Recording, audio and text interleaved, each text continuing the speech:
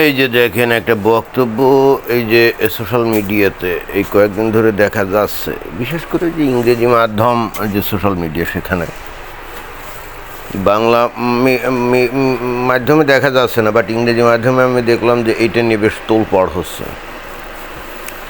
ঘটনা কি? ঘটনা হচ্ছে ভ্যাটিকানের ওই যে পোপ, ওই যে রোমান ক্যাথলিক ভ্যাটিকান, সেটা তো রোমান ক্যাথলিকদের একটা প্রতিষ্ঠান। এবং আপনারা জানেন যে এই খ্রিস্টানরা কিন্তু প্রথমত এক বড় দুই দাগে বিভক্ত। একটা হলো রোমান ক্যাথলিক অর্থাৎ ক্যাথলিক, আর একটা হলো প্রোটেস্ট্যান্ট।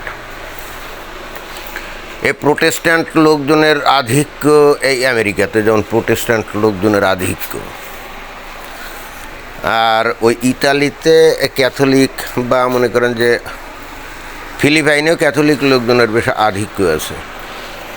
তারপরে ওভারঅল গোটা পৃথিবীতে যে খ্রিস্টান সম্প্রদায়ের লোক আছে, তার মধ্যে ওই ক্যাথলিকদের আধিক্য বেশি। তো এদের যে ধর্মগুরু পোপ, যার অফিস হলো কি ভ্যাটিকান। ভ্যাটিকান তো একটা সিটি এবং যেটা নাকি নিজস্ব রাষ্ট্রও বটে। তো এখন ভ্যাটিকানের এই পোপ একখান কথা বলছে, যেটা নাকি এখন সামাজিক মাধ্যমে বেশ আলোড়ন তুলছে এবং একই সঙ্গে হাস্য রসাত্মক এবং কৌতুকের পরিস্থিতিও তৈরি করছে। তো কথাটা কি? কথাটা হচ্ছে Islam is a religion of peace we can learn from. এই কথাটা আজকে থেকে আরও 15-16 বছর বা 20 বছর আগে বললে কিন্তু এটা নিয়ে কিন্তু মানুষজনের কোনো কৌতূহল থাকতো না বা হাস্য রসের উদ্রেক হতো না। বাট এখন যখন এই খ্রিস্টানদের একেবারে সর্বোচ্চ ধর্মগুরু এই সমস্ত কথাবার্তা বলে, তখন কিন্তু এই ধর্ম সম্পর্কে উদাসীন খ্রিস্টানরাও এই প্রশ্ন তোলে যে এই ভদ্রলোক কীভাবে এই পোপ হলো, যার ইসলাম সম্পর্কে কোনো আইডিয়া নেই, যার ইসলাম সম্পর্কে কোনো আইডিয়া নেই, but he has been elected as the head of Roman Catholic community, right? Now he became the pope. কেন কথাটা? তার কারণ হচ্ছে এখন খোদ এই যে বাংলাদেশের কথাই ধরেন। আমি যেহেতু বাংলা ভাষায় ভিডিও বানাই, এই জন্য আমি ওই বাংলাভাষী যে শ্রোতা দর্শক তাদের উদ্দেশ্যে বস্তুত বলি। আচ্ছা বলেন তো, এই সাম্প্রতিককালে বিগত কয়েক বছর ধরে বাংলাদেশে যে হুজুরা ওয়াজ নসিহত করে, তারা কি কেউ এখন বলে যে ইসলাম শান্তির ধর্ম? না, কেউ বলে না ইসলাম শান্তির ধর্ম। এইটা আমরা 15-20 বছর আগে শুনতাম, অনেকে বলতো, হুজুরও অনেক ক্ষেত্রে বলতো। তারপরে ওই যে পাবলিক, মানে সাধারণ মুমিন মুসলমান, তারাও বলতো ইসলাম তো শান্তির ধর্ম। এখন ইসলাম শান্তির ধর্ম, এটা যদি আবার জিজ্ঞেস করা হতো কী করে ইসলাম শান্তির ধর্ম, ইসলাম মানে শান্তি। ইন্টারেস্টিং ব্যাপার হলো, খেয়াল করে দেখছেন যে এরা আসলে ইসলাম সম্পর্কে কোনো আইডিয়া না রেখেই এই মন্তব্য করতো এবং এই বিজ্ঞাপনটা দিত। এবং পৃথিবীতে ইসলামই একমাত্র ধর্ম যারা নাকি এই বিজ্ঞাপন দেয়। ইসলাম মানে তো শান্তি না, ইসলাম মানে হলো কি আত্মসমর্পণ, তাই না? Submission two who? Submission two Allah. That means who are submitting to Allah is called Muslims, and their ideology, religious ideology is called Islam. ইসলাম অর্থ হলো, এখন তো সবাই জানে, সাবমিশন, আত্মসমর্পণ। আর মুসলিম মানে হলো who has submitted or the submeter, যারা আত্মসমর্পণ করেছেন। অর্থাৎ এই ইসলাম এবং মুসলিম এই দুইটা শব্দের সাথে শান্তির কোনোই সম্পর্ক নেই। বাট আজকে থেকে 10-15 বছর আগেও কিন্তু ও একেবারে সিংহভাগ মানুষ বলতো কেন ইসলাম মানে তো শান্তি। সৌভাগ্যের কথা হলো এই যে আস্তে আস্তে আস্তে আস্তে সাধারণ মুসলমানরা এই জিনিসটা জেনে গেছে যে ইসলাম মানে আসলে শান্তি না। এবং সেই হেতু আমরা একটা মানে পজিটিভ দিকও আমরা দেখতে পাই যে হুজুররাও কিন্তু এখন আর ওই ইসলাম যে শান্তির ধর্ম এই কথা বলে না। তো যেখানে খোদ মুসলিম দেশে যারা নাকি ইসলাম প্রসার করে প্রতিষ্ঠা করে সমাজে, তারাই যেখানে বলে যে ইসলাম শান্তির ধর্ম না, সেখানে এই রোমান ক্যাথলিকের যে নেতা পোপ দিব্যে এসে সবক দেওয়া শুরু করলো। তার মানে he has no any idea about Islam, right? Maybe he didn't ever open the book Quran at all, and that's why he doesn't know what is written in Quran or even in Hadith. Obviously he didn't open Hadith book at all, কোনো idea ছাড়াই এই সমস্ত লোকজন এই সমস্ত কথাবার্তা বলে এবং হাসি ঠাট্টার উদ্রেক করে, তাই না? যেখানে খোদ মুসলমানরাই এখন ইসলাম শান্তির ধর্ম এটা স্বীকার করে না, তারা একেবারে ক্লিয়ার কাট বলে যে ইসলাম ইজ এ রিলিজিয়ন। আসল কথা হলো ইসলাম যে একটা রিলিজিয়ন, এটাই কিন্তু এখন ইসলামী স্কলাররা বা হুজুররা বলে না। কেউ কিন্তু বলে না যে ইসলাম কোনো ধর্ম। খ্রিস্টিয়ানিটি একটা ধর্ম হতে পারে, হিন্দুইজম একটা ধর্ম হতে পারে, বুদ্ধিজম একটা ধর্ম হতে পারে, জৈনিজম, শিখিজম একটা ধর্ম হতে পারে, but Islam is not a religion at all. Why? It's because Islam is a complete code of life. What does it mean, that complete code of life? That means Islam includes everything a human being needs. তার মানে হলো এই ইসলাম অর্থ হলো রাষ্ট্রীয় আইন, সামাজিক আইন, অর্থনৈতিক বিধিবিধান, ব্যবসা বাণিজ্যের বিধিবিধান, তাই না? তো এখন ওই যে যারা নাকি যখন বিপদে পড়ে মুমিন মুসলমান, তখনই কিন্তু বলা শুরু করে ইসলাম হলো একটা ধর্ম, অথবা আমাদের ধর্মের প্র্যাকটিসিং স্বাধীনতা থাকতে হবে। পশ্চিমা দেশগুলোতে এই কাজগুলো করে আর কি। তখন এরা ভুলে যায় যে ইসলাম আসলে কোনো ধর্ম না। ইসলাম ধর্ম কোথায় বলে জানেন? মুসলিম সংখ্যাগরিষ্ঠ দেশে। এই জন্য ইসলামের আসলে দুইটা চেহারা। একটা হলো যে উপরে আপনাকে বলবে একরকম, কিন্তু ভিতরের কথা ভিন্ন। আচ্ছা ঠিক আছে, ইসলাম অর্থ ধরেন আত্মসমর্পণ, আর মুসলিম অর্থ হলো আত্মসমর্পণকারী। ভালো কথা। তো এখন একটা ধর্ম শান্তিপূর্ণ নাকি শান্তিপূর্ণ না সেটা বোঝা যায় কীভাবে? ওই ধর্মের যে কিতাব টিতাব আছে এগুলো যদি পড়েন, এগুলো যদি জানেন এবং সেখানে যদি শান্তির কথাবার্তা থাকে, then you can call it a religion of peace, no problem at all. কিন্তু এই ইসলামের যে দলিল দস্তাবেজ, যাদেরকে আমরা মেইনলি 1 নম্বরে বলি কি কোরআন, আর 2 নম্বরে যেটাকে আমরা বলি হাদিস, তাই না? তো কোরআন এবং হাদিসে কি কোথাও শান্তির কথা লেখা আছে বলেন? আপনারা কোরআন এবং হাদিস পড়বেন, দেখবেন যে এর মধ্যে কোথাও শান্তির কথা নাই। ইসলাম মানে শান্তি, ইসলাম একটা শান্তির ধর্ম, অথবা ইসলাম শান্তিকে প্রমোট করে, নট এ সিঙ্গেল সেন্টেন্স। শুধুমাত্র দেখবেন যে ওই কিছু লোকজন কোরআন থেকে দুইটা রেফারেন্স বের করে দেখে। সেটা হলো 1 নম্বর হলো ওই সূরা কাফিরুন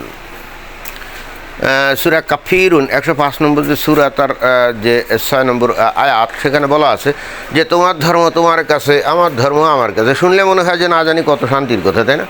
আবার ওদিকে ওই যে সূরা বাকারার 256 নম্বর আয়াতে বলছে না যে দিন নিয়ে, অর্থাৎ ধর্ম নিয়ে বাড়াবাড়ি নেই।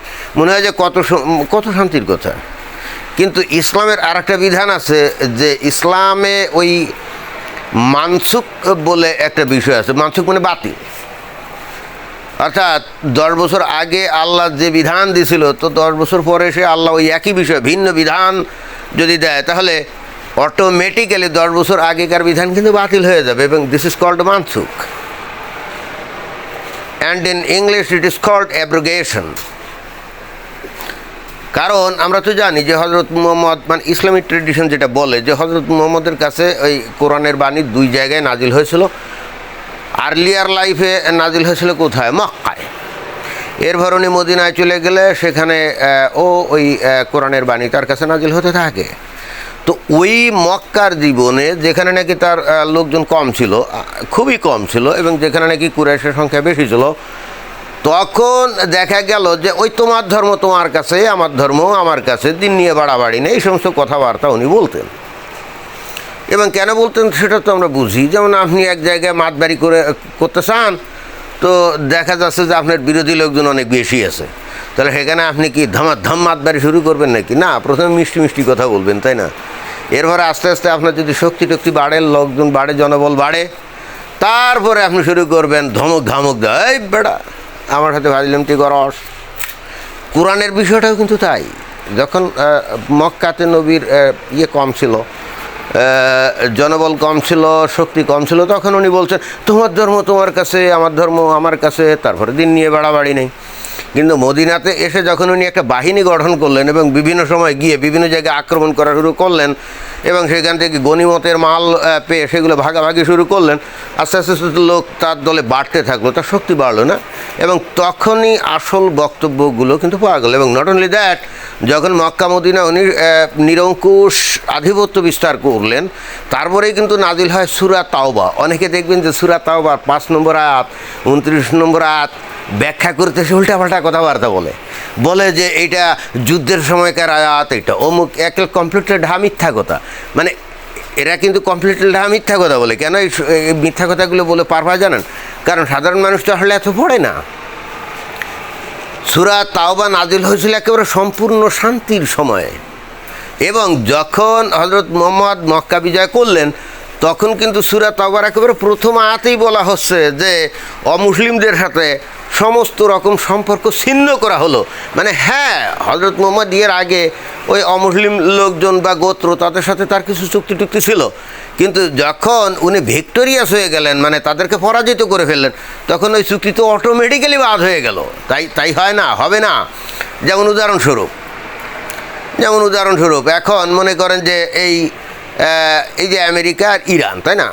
আমেরিকা আর ইরান মনে করেন একটা চুক্তি করবে, সে আমরা ধরে নিলাম, মনে করেন 2 দিন পরে একটা চুক্তি করার পরে কোনো কারণে আমেরিকা ওই মানে অভিযোগ করলো যে ইরান এই চুক্তি ভঙ্গ করার পরে 1-2 মাস পরে আবার এসে আমেরিকার উপরে আক্রমণ করে তামা করে দিয়ে ওখানে যে রেজিম এটা চেঞ্জ করে দিল এবং তাদেরকে পদোন্নত যখন করেই ফেললো, তখন কি ভাই ইরানের সাথে আমেরিকার যে চুক্তি ছিল এটা কি আর বহাল থাকে? সেটা তো অটোমেটিক্যালি বাতিল হয়ে যায়। এইবার আমেরিকা যা বলবে তাই করা লাগবে, তাই না? ওই চুক্তিতে কী ছিল এটা কিন্তু চলবে না।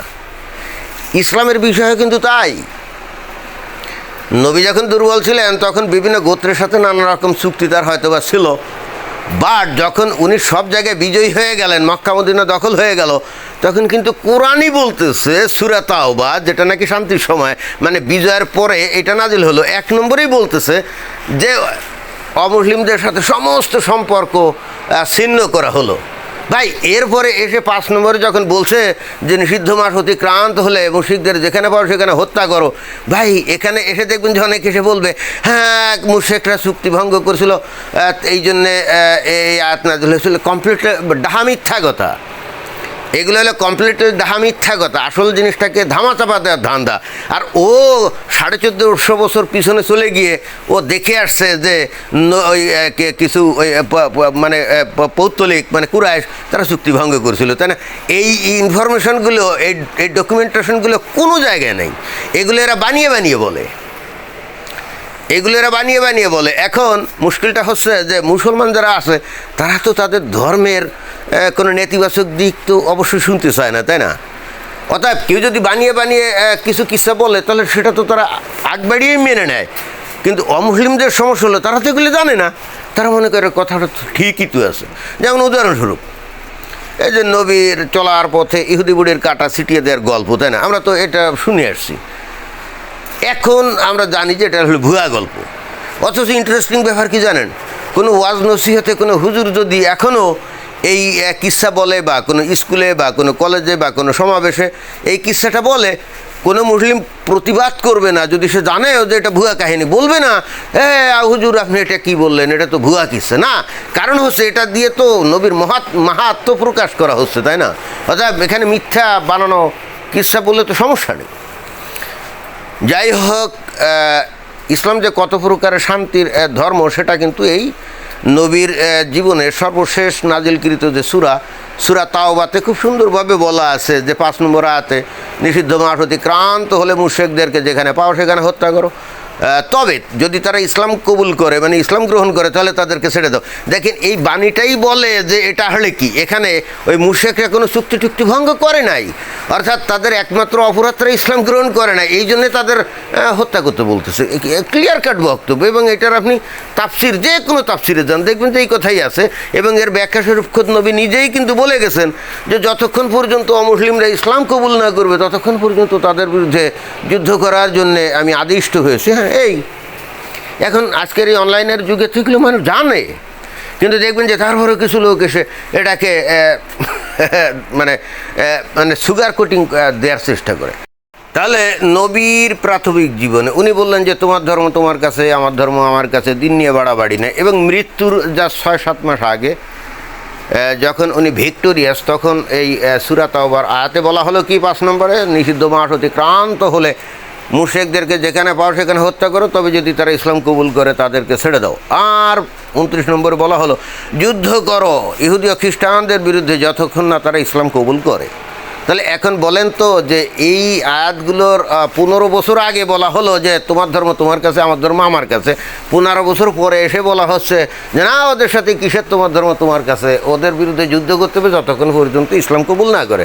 তো কোন আইনটা বহাল থাকবে আপনারাই বলেন তো। এবং দিস ইজ কল্ড মানসুখ, and in English it's called abrogation. যাই হোক, এখন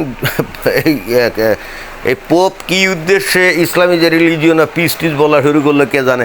হয়তো এমনও হতে পারে যে মানুষের মধ্যে একটা কৌতূহল তৈরি করা, যাতে করে মানুষ ইসলাম ধর্মটা ভালো করে জানে, না জেনে যেন ওটাকে ভালো ধর্ম, শান্তিপূর্ণ ধর্ম এগুলো না বলে, বা মুসলমানরা যাতে আর ওই অমুসলিমদের ধোঁকা দিতে না পারে, এই বিষয়টাও হতে পারে। কি বলেন? ধন্যবাদ।